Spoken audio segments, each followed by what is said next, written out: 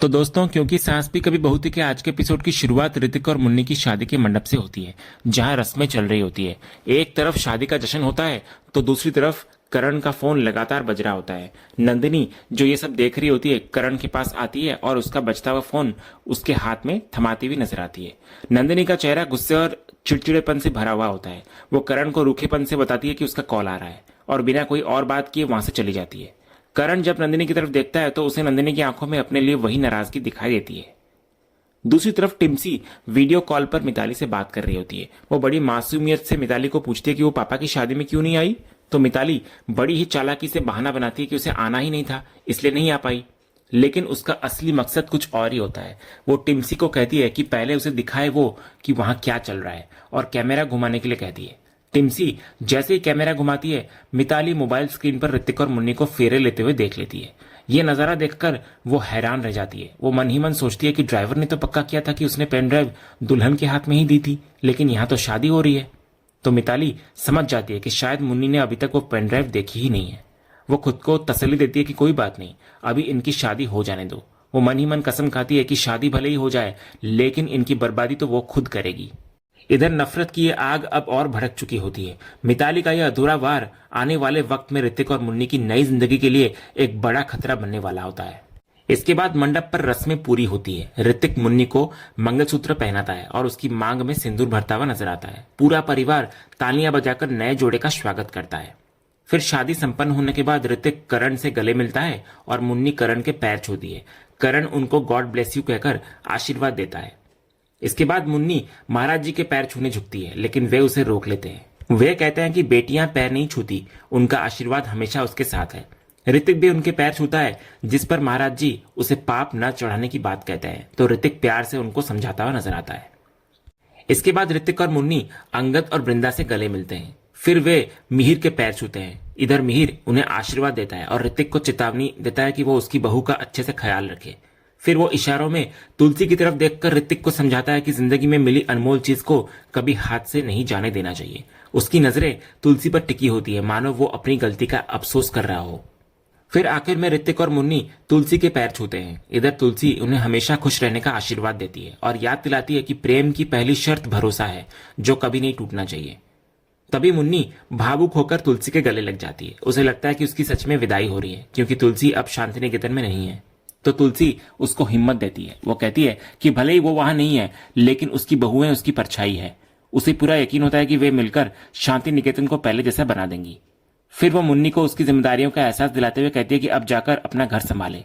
फिर तुलसी मजाक में कहती है मुन्नी को कि अगर कोई चूक हुई तो उससे ज्यादा मुंहफट सांस उसे कहीं नहीं मिलेगी।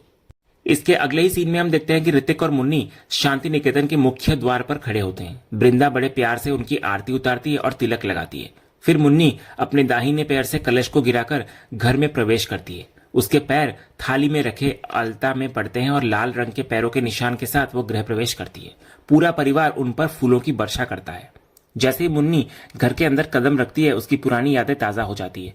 वो इमोशनल हो जाती है, जिसको देखकर ऋतिक उसको संभालता हुआ नजर आता है। इसके बाद परी माहौल को हल्का करने के लिए गेम खेलने का ऐलान करती है। वो शर्त रखती है कि जो ज्यादा गेम जीतेगा शादी में उसी का राज चलेगा। इसके बाद ऋतिक और मुन्नी अपने कमरे की तरफ जा रहे होते हैं। अंगद ऋतिक को चिढ़ाता है कि वो एक भी गेम नहीं जीत पाया, अब तो घर में मुन्नी का ही राज चलेगा। तो ऋतिक मुस्कुराकर हार मान लेता है और कहता है कि वैसे भी मुन्नी कलेक्टर साहिबा है, तो राज तो उसी का चलेगा। अंगद भी मजे लेते हुए कहता है कि अब तो उन्हें भी संभल कर रहना पड़ेगा। तो वृंदा उन्हें बस करने के लिए कहती है। फिर जब सब लोग कमरे में आते हैं तो टिम्सी पहले ही वहां बैठी हुई होती है और ऋतिक मुन्नी के साथ सोने की जिद करती है। तो मुन्नी तो मान जाती है, लेकिन वृंदा और अंगद उसको रोकते हैं। अंगद बहाना बनाता है कि वो बच्चों को आइसक्रीम खिलाने और कहानी सुनाने ले जा रहा है। तो टिम्सी लालच में आ जाती है और उनके साथ जाने को तैयार हो जाती है। इसके बाद कमरे में अब सिर्फ ऋतिक और मुन्नी होते हैं। माहौल थोड़ा अजीब सा हो जाता है। ऋतिक को अचानक बहुत गर्मी लगने लगती है और पसीना आने लगता है। वो शेरवानी का बहाना बनाता है कि गर्मी उसी वजह से हो रही है और शावर लेने निकल जाता है वॉशरूम के लिए। इधर मुन्नी अकेली रह जाती है और उसकी नजरें कमरे के हर कोने को निहारने लगती है। उसे अपने पुराने दिन याद आते हैं, जब वो इसी कमरे में एक नौकरानी बनकर काम करती थी और यहीं पर ऋतिक से बातें किया करती थी। तभी इतने में मुन्नी का फोन बज उठता है। दूसरी तरफ मिताली होती है, जो उसको शादी की बधाई देती है, लेकिन मुन्नी उसे पहचानने से इनकार करती है। तो इस पर मिताली तंज कसती है कि मुन्नी ने उसका पति तो चुरा लिया, लेकिन उसकी आवाज नहीं पहचान पाई। फिर मुन्नी फोन काटने की कोशिश करती है, लेकिन मिताली उसको रोक लेती है। मिताली पूछती है कि क्या उसने वो गिफ्ट और पेन ड्राइव नहीं देखा जो उसने भेजा था। तो मुन्नी को एहसास होता है कि वो पेन ड्राइव मिताली ने ही भेजा था। तो मिताली फिर उसको चेतावनी भरे लहजे में कहती है कि एक लड़की होने के नाते उसका फर्ज था बताना, इसलिए मुन्नी जल्दी से जाकर वो पेन ड्राइव देख ले, वरना बाद में पछताएगी कि उसने पहले क्यों नहीं बताया। फिर मिताली का कॉल कटते ही मुन्नी जल्दी से पेन ड्राइव को लैपटॉप में लगाती है और उस वीडियो को चला देती है। स्क्रीन पर जो चलता है उसको देखकर मुन्नी के पैरों तले जमीन खिसक जाती है। वीडियो में ऋतिक एक रेस्टोरेंट में बैठा होता है और मिताली से झूठ बोल रहा होता है। वो कहता है कि वो मुन्नी से शादी इसलिए कर रहा है क्योंकि मुन्नी उसके घर में नौकरानी रह चुकी है और उसे घर का कोना कोना पता है। ऋतिक वीडियो में यह भी कहता है कि मुन्नी टिम्सी को बहुत अच्छे से संभाल लेती है। वो बोलता है कि नैनी तो आती जाती रहती है लेकिन टिकती नहीं है, इसलिए उसे एक परमानेंट सोल्यूशन चाहिए था। वो कहता है कि मुन्नी क्योंकि उसकी फैमिली को अपनी फैमिली मानती है, इसलिए उसके लिए ये और भी आसान हो जाएगा। ये सब कुछ सुनकर मुन्नी के होश उड़ जाते हैं, वो हैरान रह जाती है। तभी इतने में मिताली का कॉल दोबारा आता है उसको, तो मुन्नी फोन उठाती है लेकिन उसकी जुबान साथ नहीं देती। तो मिताली समझ जाती है कि मुन्नी ने वीडियो देख लिया होगा और सदमे में है। वो तंज कसती है कि उसे तो बिल्कुल हैरानी नहीं हुई, क्योंकि वो जानती थी कि ऋतिक कितना मतलबी और मौका परस्त है। उसे बस अपने बिजनेस में फायदा चाहिए था और खुद को साबित करना था, इसलिए मुन्नी से बेहतर मोहरा कौन हो सकता था। मिताली फिर जहर उगलती है कि ऋतिक ने एक तीर से दो निशाने साधे हैं, घर के लिए मुफ्त की आया और बिजनेस के लिए कलेक्टर बीवी। वो कहती है कि मुन्नी का तो हर तरह से नुकसान ही हुआ है, क्योंकि पहले कम से कम उसको पगार मिल जाती थी, अब तो वो भी नहीं मिलने वाली। कहीं ऐसा ना हो कि ऋतिक उसकी कलेक्टर वाली सैलरी भी ले ले। तभी मुन्नी को मिताली की इन बातों पर यकीन नहीं होता और वो पूछती है कि वो ये सब क्या बोल रही है। तो मिताली चुनौती देती है कि वो झूठ नहीं बोल रही और ना ही वीडियो फेक है। वो कहती है अगर मुन्नी को शक है तो वो सीधे ऋतिक से पूछ ले कि उसने ये बातें कही है या नहीं। फिर मिताली मुन्नी के जले पर नमक छिड़कते हुए हमदर्दी का दिखावा करती है। वो कहती है कि मुन्नी के प्यार और किस्मत का खेल ही ऐसा है। पहले मिताली से शादी हुई और अब जब मुन्नी को उसका प्यार मिला तो उसके साथ इतना बड़ा धोखा हो गया। वो इसे ऋतिक की असलियत और मुन्नी की बदकिस्मती बताती हुई नजर आती है। फिर आखिर में मिताली एक और ताना मारती है। वो मुन्नी को उसकी सुहागरात एंजॉय करने के लिए कहती है और टिम्सी का ख्याल रखने की सलाह देती है। वो अपना नंबर सेव करने को कहती है, चाहे टिम्सी की मॉम के नाम पर हो या मालकिन के नाम से। इतना बोलकर मिताली फोन काट देती है। फिर पेनड्राइव की सच्चाई जानने के बाद मुन्नी एक भयानक कश्मकश में फंस जाती है। वो खुद से सवाल करती है कि क्या मिताली का सच वाकई ऋतिक का झूठ है। क्या ऋतिक ने उससे प्यार का नाटक सिर्फ इसलिए किया क्योंकि वो एक कलेक्टर है और उसकी बेटी के लिए एक अच्छी आया बन सकती है। तभी इतने में ऋतिक वॉशरूम से बाहर आ जाता है। ऋतिक को देखते ही मुन्नी हड़बड़ा जाती है, उसके हाथ कांपने लगते हैं और वो तुरंत पेन ड्राइव छिपाकर लैपटॉप बंद कर देती है। इधर ऋतिक मुन्नी को इतना शांत और खोया हुआ देखकर उसके पास आता है। वो प्यार से उसके कंधे पर अपना सिर रखता हुआ नजर आता है और पूछता है कि क्या बात है।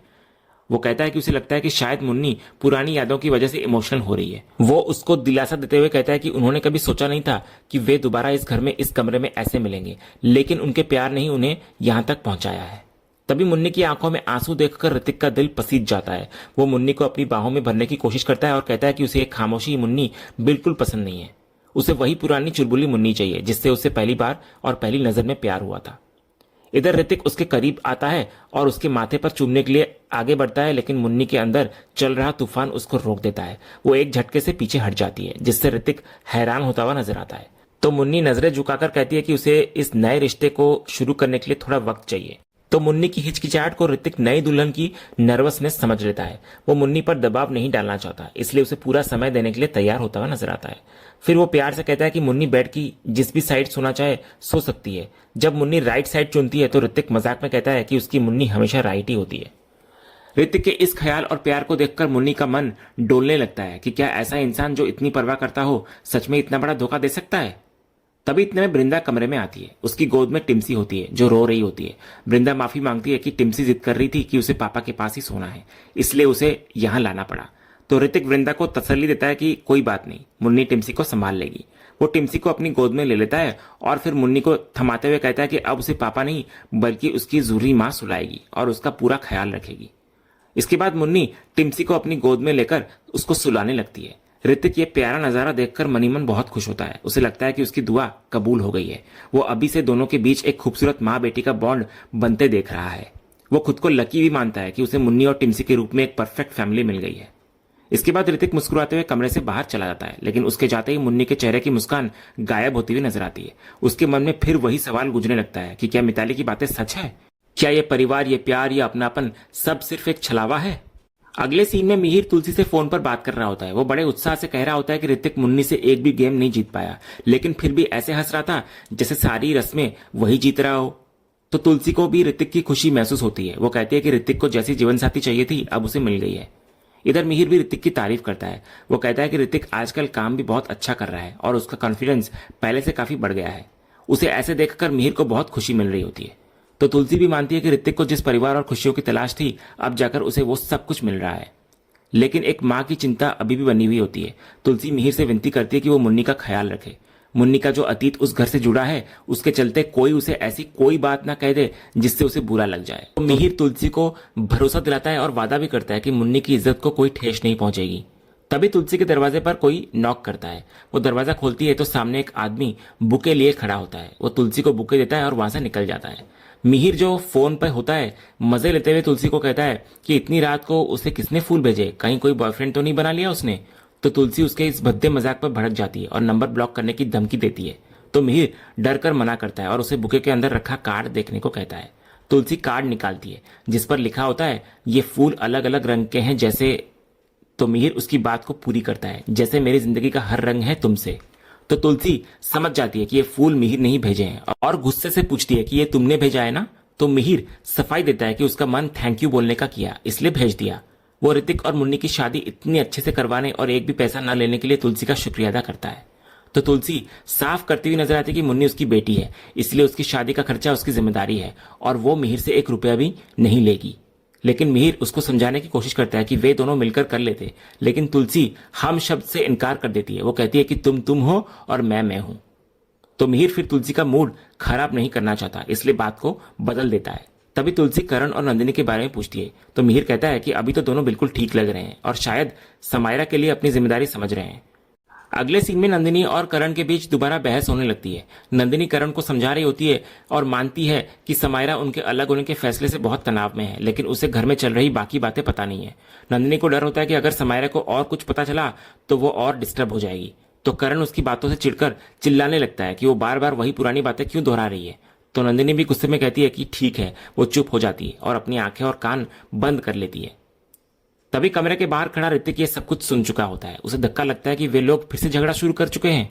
उसे डर होता है कि अगर समायरा ने ये सब सुन लिया तो क्या होगा। इधर अंदर करण का गुस्सा 7वें आसमान पर होता है। वो कहता है कि अब उसकी बर्दाश्त की हद खत्म हो गई है और वो वापस यूएस चला जाएगा। वो नंदिनी को ग्रो अप यानी बड़ा होने की सलाह देता है। तो नंदिनी पलटवार करती है कि इस रिश्ते में उसे ही बड़ा होना पड़ेगा। वो साफ कहती हुई नजर आती है कि करण जहां जाना चाहे जा सकता है, लेकिन वो और समायरा इंडिया में ही रहेंगे। तो करण नंदिनी पर इल्जाम लगाता है कि वो अपने फैसले समायरा पर थोप रही है। तो नंदिनी तंज कसती है कि क्या वो समायरा को करण के पास छोड़ दे जिसके पास अपनी बेटी के लिए ही वक्त नहीं है। इतना बोलकर वो वहां से चली जाती है। इधर बाहर खड़ा ऋतिक समझ जाता है कि संगीत और शादी में उनका खुश दिखना सिर्फ एक नाटक था। वे अब भी अलग होने का ही सोच रहे हैं, जिसका समायरा पर बहुत बुरा असर पड़ेगा। अगली सुबह मुन्नी रसोई में काम कर रही होती है। वो कढ़ाई में ज्यादा घी डाल देती है, जिस पर महाराज जी आदत के मुताबिक उसको डांटने लगते हैं, लेकिन तुरंत उन्हें एहसास होता है कि मुन्नी इस घर की अब छोटी बहू है, तो वे माफी मांगते हैं। तो मुन्नी इस पर उनको रोकती है और कहती है वे उसे वैसे ही हक से डांटा करे, उसे अच्छा लगता है, लेकिन महाराज जी अपनी मर्यादा की बात करते हैं। तभी टिम्सी वहां आती है भागते हुए और मुन्नी से शिकायत करती है कि आज उसकी छुट्टी है, लेकिन पापा चले गए काम पर और उन्होंने कह दिया था कि मुन्नी उसके साथ पूरा टाइम रहेगी, स्पेंड करेगी। वो उदास होकर कहती है कि पापा ने कहा था कि जो भी उसे चाहिए वो मुन्नी से ले ले। तो मुन्नी टिम्सी का उदास चेहरा देखकर पिघल जाती है। हालांकि उसकी मीटिंग भी होती है, फिर भी वो टिम्सी को खुश करने के लिए उसे साथ ऑफिस ले जाने और बाद में घुमाने का वादा करती है। तो टिम्सी खुशी खुशी तैयार होने चली जाती है। इसके बाद तुलसी का वीडियो कॉल आता है मुन्नी को। मुन्नी इधर फोन रिसीव करती है और उसको प्रणाम करती है, लेकिन उसका उदास चेहरा तुलसी की नजरों से छिप नहीं पाता। तुलसी तुरंत पूछती है कि क्या हुआ, क्या किसी ने कुछ कहा है। तो मुन्नी बात को संभालते हुए झूठ कह देती है कि नहीं माँ, बस आज रसोई का पहला दिन है और लापसी बनाते वक्त कढ़ाई से हाथ जल गया। तो तुलसी उसको किचन में ध्यान रखने की सलाह देती है। तो मुन्नी बहाना बनाती है कि ऑफिस जाने की जल्दी थी इसलिए ऐसा हो गया। इसके बाद मुन्नी झिझकते हुए तुलसी को पूछती है कि क्या शादी के अगले ही दिन उसका ऑफिस जाना ठीक रहेगा। तो तुलसी उसे पूरा समर्थन देती है। वो कहती है कि ऋतिक भी तो फैक्ट्री गया है ना, तो मुन्नी क्यों नहीं जा सकती। इससे किसी को बुरा नहीं लगने वाला, बल्कि सबको अच्छा ही लगेगा। इसके बाद तुलसी मुन्नी से ऋतिक के बारे में पूछती है कि क्या वो उसका ख्याल रख रहा है। तो मुन्नी मुस्कुराते हुए कहती है कि ऋतिक और टिम्सी दोनों बहुत प्यारे हैं। टिम्सी तो पूरी रात उसका हाथ पकड़कर सोई है। ये सुनकर तुलसी थोड़ा चौंक जाती है। वो पूछती है कि क्या टिम्सी उनके साथ पूरी रात थी? तो मुन्नी कहती है टिम्सी बहुत रो रही थी, इसलिए उसे साथ सुलाना पड़ा। इसके बाद मुन्नी ऑफिस जाने की जल्दी में फोन रख देती है, लेकिन तुलसी फोन रखने के बाद सोच में पड़ जाती है। उसे लगता है कि मुन्नी कुछ छिपा रही है या शायद कुछ तो है जो ठीक नहीं है। और इसी सीन के साथ आज का एपिसोड यहीं खत्म होता है। तो दोस्तों, आज का एपिसोड और इसका अपडेट आपको कैसा लगा, अपनी राय हमें कमेंट बॉक्स में जरूर बताएं। अगर आपको आज का वीडियो पसंद आया हो तो वीडियो को लाइक करें, शेयर करें और हमारे चैनल को सब्सक्राइब करके बेल आइकन जरूर दबाएं, ताकि क्योंकि सास भी कभी बहुत के अगले धमाकेदार एपिसोड का अपडेट आपको सबसे पहले मिले। धन्यवाद।